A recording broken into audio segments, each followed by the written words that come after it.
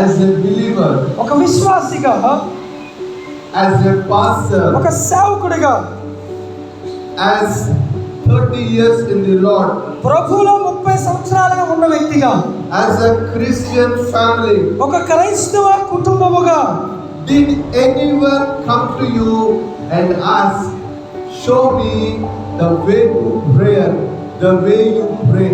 మీ జీవితంలో ఎప్పుడైనా ఒకరైనా మీ దగ్గరికి వచ్చి, అయ్యా ఎలాగూ ప్రార్థించాలో మాకు చూపించండి, చెప్పండి అని అడిగిన సందర్భం ఏదైనా ఉందా?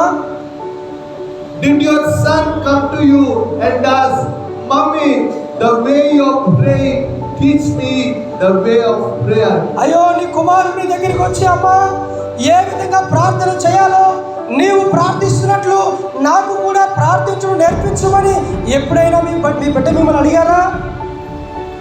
Father, early morning you get up and you pray, teach me the way you pray.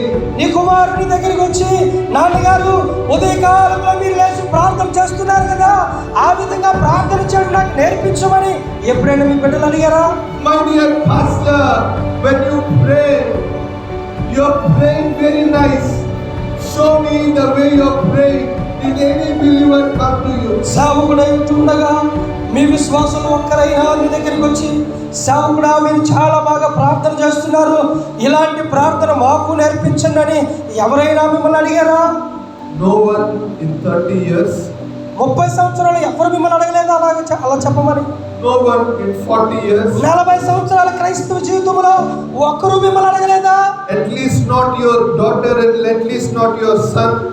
కనీసం మీ కుమార్తె అయినా మీ కుమారుడి నుంచి ప్రార్థన నేర్పమని అడగలేదా?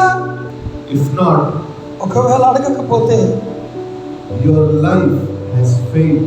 మీ జీవితంలో మీరు ఓడిపోయిన వారు.